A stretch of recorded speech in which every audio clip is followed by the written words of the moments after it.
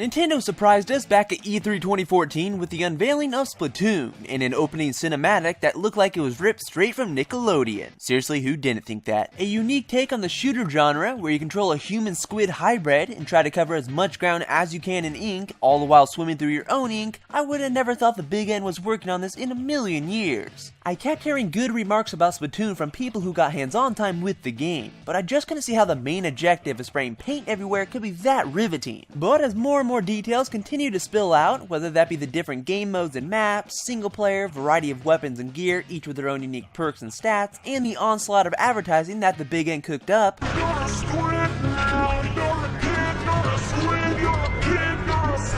it just got my hype levels to rise. And I'm super glad that I gave Splatoon its time to splash, because holy guacamole, Nintendo has a winner on their hands. This game is amazingly fun and addicting. Nintendo doesn't make many games where their sole focus is online multiplayer. Splatoon is one of those games. It lives and breathes squidtastic online multiplayer. This is what Nintendo's been hyping up ever since its initial announcement: 4-on-4 worldwide matches to an inky death. At the time of making this review, there are currently 2 different ways to play Splatoon online, that being through Turf War and the one ranked battle mode called Splat Zones. Turf Wars is essentially the gateway drug of Splatoon to help you learn the ropes until you're ready to face off against elite Splatooners in ranked battle. Turf Wars is insanely simple in concept, yet still requires a lot of skill. The one team who has inked the most ground before the time is up wins. You aren't awarded anything for splatting the rival team into oblivion, other than the satisfaction of knowing you just wrecked them. Before I got my hands on the game, I wasn't sure what the purpose was of attacking the other team, but now I see it does play an integral part. When you splat someone, it takes a good 5 to 10 seconds for them to respawn, giving you the upper hand in covering more territory, and you'd be surprised how much you can cover in that amount of time. Plus, eliminating someone stops their teammates from being able to super jump to their side to offer assistance. Yes, you can command your inner Hulk and jump extremely high into the air after you respawn to get sent to your teammate's side all the way on the other half of the map. It's a neat mechanic as it keeps the gameplay fast paced. You rarely have downtime as you literally jump right back into the action. Once you've played enough Turf Wars to level up your Inkling to level 10, you will then be able to compete in ranked battle, where, as the name suggests, you will improve or worsen your ranking depending on whether you win or lose. At the time of making this review, there was only one mode included in ranked battle, that being Splat Zones. This is essentially Nintendo's spin on King of the Hill, as both teams of 4 try to hold control of designated areas on the map. This changes up the gameplay quite considerably compared to Turf Wars, as guarding the zones results in a lot more confrontations with everyone zeroing in on the same exact spot. It gets pretty hectic and is quite a joy to play after being engaged in round after round of the same old Turf Wars. I do have to say that Splatoon has some spectacular map designs though. They're all so jam-packed with a variety of obstacles and pathways that they feel really meaty. You're not just running around some giant open field. Splatoon is facing one big problem right now that will soon be fixed. It's very constricted in terms of the variety of modes and maps available at the time of recording this review. There's 6 maps and 2 online modes, which really isn't a lot. Only 2 random maps are available to play at any given time for each mode individually, and the maps are swapped out for new ones every 4 hours. Having the maps pre-selected wouldn't be a bad thing if only they switched them up more frequently, like every hour. Or hey, why not even remove that feature altogether and just have the maps be random for each battle? I don't see why that wouldn't work. It's just that having only 2 maps to play on can get to feel a bit repetitive, with the matches being quite short, resulting in you starting on the same maps over and over and over again. It's not exactly set up well for binge playing at this time. In short bursts though, it's a blast. Not everything the game is supposed to offer was available at launch. This could be due to the fact that Splatoon was only 10% done when it was shown off for the first time at E3 2014. I'm not even joking there. With about a year until it would eventually release, the dev team probably didn't have the time to squish everything in at once without it being a buggy mess. With a large batch of upcoming maps, 2 more ranked battle modes called Tower Control and Rainmaker, and an assortment of new gear and weapons, Nintendo is planning, and has already started, to push this content out over the coming weeks for free. Once we get more maps and a larger selection of modes to choose from, the map limitation and gameplay variety shouldn't be as big as a problem. For the record, can I just say that the Inkling sisters are annoying? Every time you boot up the game, you have to listen to them babble about the maps that you can play on in online matches. I don't know why they have to tell you when you can just go to the online lobby and see the maps right there. Also, there's no skip button, so Nintendo, fix that. And if they tell me to stay fresh one more time, I'm gonna rip those tentacles off their head.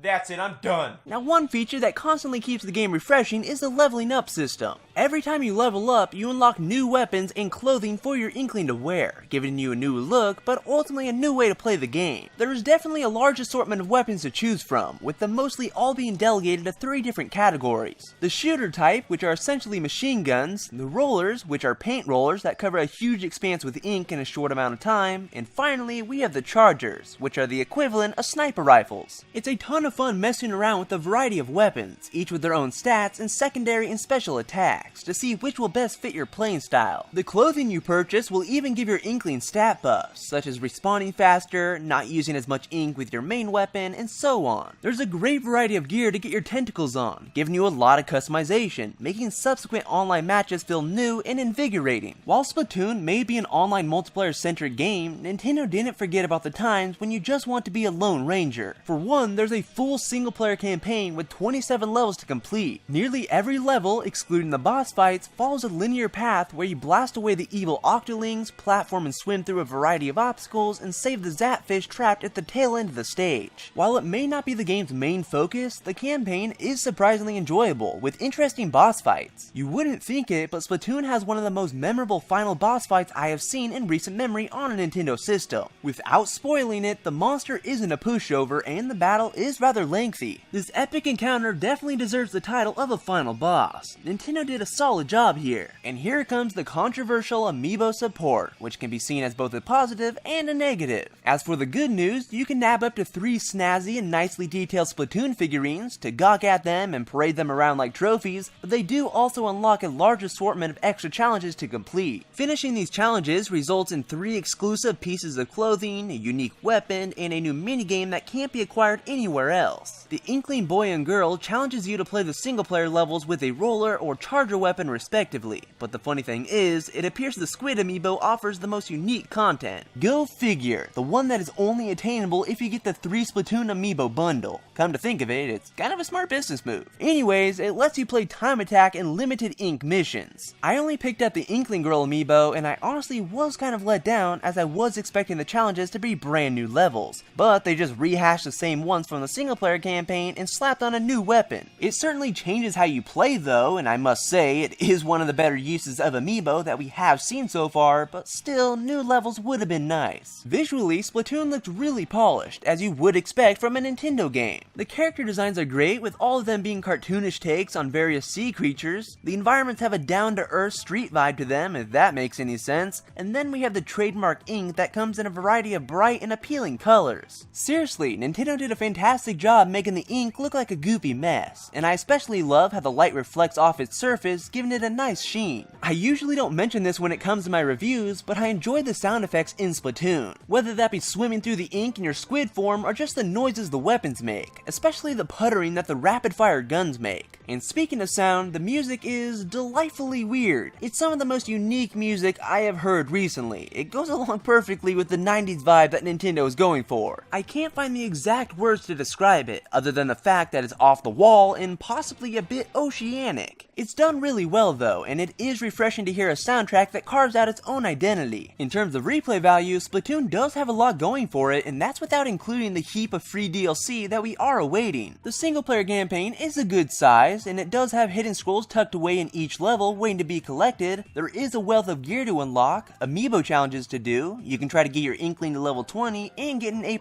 ranking in ranked battle. That should hold you for over 20 hours, and you can tack even more onto that as additional content slowly but surely releases. It's a pretty beefy experience once you throw in everything together. Overall, Splatoon is one of the best new IPs Nintendo has introduced in some time. It's a unique take on the third-person shooting genre that on the surface may look like a shallow kiddie experience, but it's not. Splatoon takes skill and is balls-to-the-wall fun. The online multiplayer, while lacking in content at the moment, is a blast to experience, and at times you'll find yourself saying, "Just one more match." I'm just going to be sad once my inkling caps off at level 20, because it will feel like I'm at the end of the road. That is a good feeling though, because I don't want my journey through Splatoon to be over. That's when you know a game is top notch, and Splatoon strikes that chord for me. If you have a Wii U or are planning to get a Wii U, Splatoon needs to be in your video game library. I wholeheartedly recommend it. So in all, I find Splatoon to be an amazing game. And that will bring us to the end of this review. And if you liked what you saw, please give this video a thumbs up and add your favorites and all that good stuff.